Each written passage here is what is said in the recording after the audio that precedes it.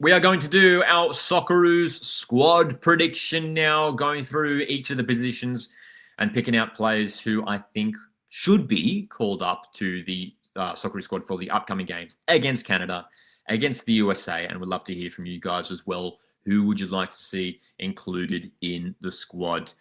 So we're going to be going through our team. This is the positions we've got mapped out. We're going to be filling up this graphic. And just to make it easier, we're going to be there are a few new players, returning players, who I will be naming in the squad, and I'll make sure to highlight them in green so they stand out. So those will be players who were not in the most recent squad for Australia, but I reckon should be included in this upcoming squad for Tony Popovic. So let's not waste any time. Let's jump into it. We're going to talk about goalkeepers and defenders, and here is the big reveal. This is my prediction for the Socceroos squad for the backline. All right, so you can see there, first of all, the goalkeepers, Matty Ryan, Paul Izzo, Joe Gauci. I think Matt Ryan surely has to return here. He was left out of the most recent window, but he didn't have a club at that time. Levante has signed Matty Ryan, and he has been starting for the La Liga club. Surely Matty Ryan now returns for the Socceroos. He's the captain of the side. But that goalkeeper position is really interesting because you've got Matty Ryan, again, the captain of the side, but Paul Izzo, who put in two phenomenal performances against New Zealand over the last month, and then Joe Gauci, who we know is a fantastic goalkeeper as well. So this feels like a really strong position we're in right now, where in terms of the goalkeeper position, where you'd sort of be happy for any of these guys to get a run. So, and with Izzo and Gauci performing, it's going to, force Matty Ryan to really lift his level and make sure that he's performing for Australia. Because, again, with those performances that we saw recently from Paul Izzo, he could easily step up and even overtake Matty Ryan as that starting goalkeeper for Australia. But I think it's easily that three, so I think Tommy Glover does drop out. At right wing back, I've got Miller and Karacic. Now, Karacic was included in the last squad, but missed out due to injury. He did have to pull out, and AEDT came in. I think we will see both of those players included in the squad. That's what I would like to see. Karacic has been playing regularly in the league so far for his club side. You look at those centre-back options. Again, no real surprises there. Chikati, Deganek, Rolls, AEDT, Burgess, Matthews in there as well. Look, I was toying with the idea of maybe including Jason Guerrier. He hasn't played too much football recently, just returning in the last few weeks for his club in Japan. But I do love Jason Guerrier. I think he's a fantastic defender and versatile as well. Whether he plays, on that sort of that right side of those three centre backs, or even as a right wing back as well. So Jason Guerrier, whether he comes back into the lineup, that'd be interesting. I think maybe it's still a little bit too early with him just returning to competitive action for his club side. The only other player that I was considering putting in the centre back positions was Gianni Stensnes, who recently returned from a long-term injury for his club side over in Norway at Viking. But again, probably still too early for Gianni Stensnes. But again, I'm a big fan of Gianni Stensnes. I think he's a top player, and I think he could slot somewhere in that back line when he is fully fit and fully recovered from injury. So left wing back as well. You will see there I've included another new player, Jacob Italiano. I think it's time for the versatile wing back to get the call up here for the Socceroos. Jordi Boss, of course, has to be there. He's arguably Australia's best player. But Jacob Italiano, I think, should get the call up. And look, I'll tell you right now, for me, he's getting the nod ahead of Silveira, who hasn't necessarily been starting regularly for Middlesbrough. But Jacob Italiano has been playing regularly, week in, week out, getting 90 minutes for his club side in Austria. Versatile player as well, whether he plays at left wing back, right wing back, can even play further up the pitch. He's a player who's just worked so hard over the years. You might remember he came through at Perth's Glory a number of years ago now as a youngster, made a breakthrough in the A-League, and then headed over to Europe pretty early on in his career, and has just been, again, working really, really hard over there. And I think he deserves a call-up. I think it's worth looking at Jacob Italiano. And it feels like that area of the park, Jordi Boss has that position locked down. There's no debating that. There is no debating that now. Jordi Boss is probably the first player on the team sheet now for Australia. But in terms of that backup left wing back role, excuse me, in terms of that backup left wing back role, we're probably looking at, Aziz Beige is probably still in the conversation. Jacob Farrell, but we know he hasn't been playing regularly for Portsmouth. Who else? I mean, maybe Callum Elder, who's at Derby County as well. But Jacob Italiano, I think, deserves a run here, and especially in this window where we're still a fair way out from the World Cup.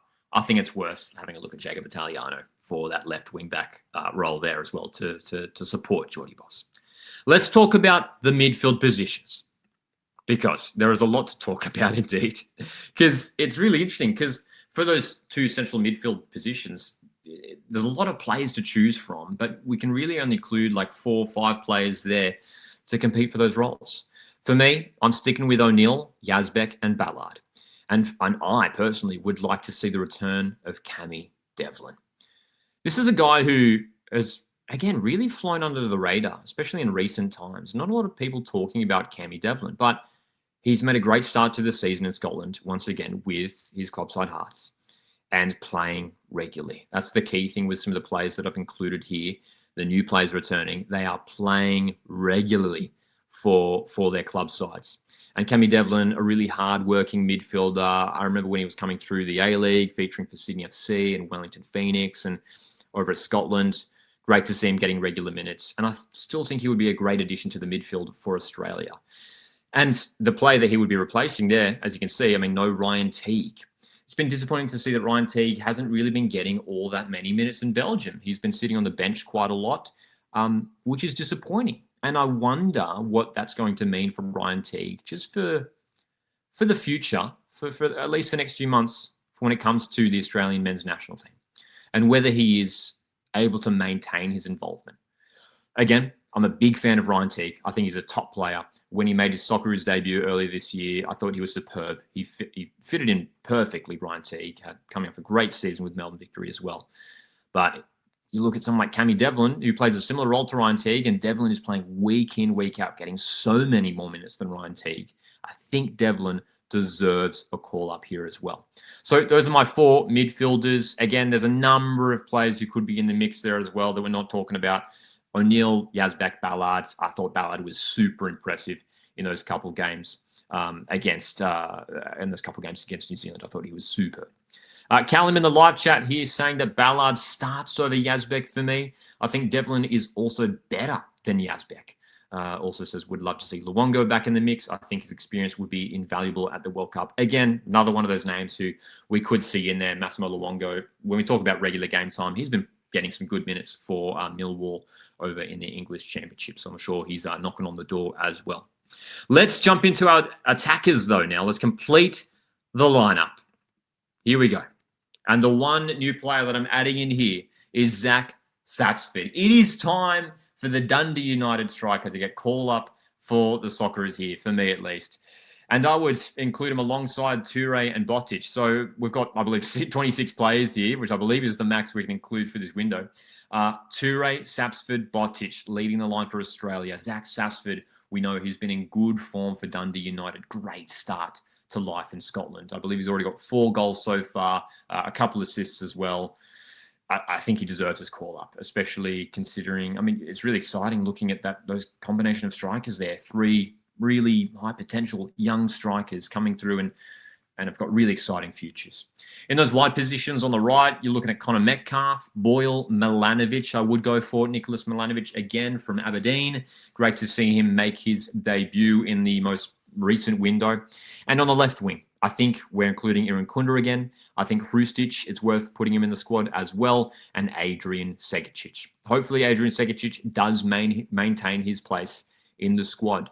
He made a really explosive start to life at Portsmouth with a couple of goals really early on, scoring on his English Championship debut as well. So Adrian Segicic, maybe he's included in the squad once again, and maybe this time finally does get on the pitch for the Socceroos. I would love to see it. But again, really excited about Iran Kunda and Toure. They were so good in that game against New Zealand in Auckland. Their combination going forward was just fantastic. And what we took away from those games against New Zealand is that those guys have to not only be included in the squads regularly, but probably be starting for Australia. Like your strongest Socceroos starting 11 includes Mohamed Toure and Nesri Irinkunda, for me at least. Connor Metcalf, I thought was really, really good as well against New Zealand, especially in that second game. So I would start a front three of Metcalf, Toure, and Irinkunda. I think you go for that same front three that started the game against New Zealand in Auckland as well. So really exciting combinations there in that front third as well. Again, in the most recent squad, we didn't see Tony Popovic include this many players, so we may well see a few players drop out here. But again, just to highlight those new players in green, I think Matty Ryan surely returns. If there's going to be one player that returns, surely it's Matty Ryan. I'd be very surprised if Matty Ryan does not return. I would like to see Jacob Italiano get a call-up. I think he deserves it. Cammy Devlin, I reckon, should return in midfield. And Zach Sapsford surely deserves a Socceroos call-up based on his form over in Scotland. So let me know your thoughts. Who's missing from this squad? Join the conversation.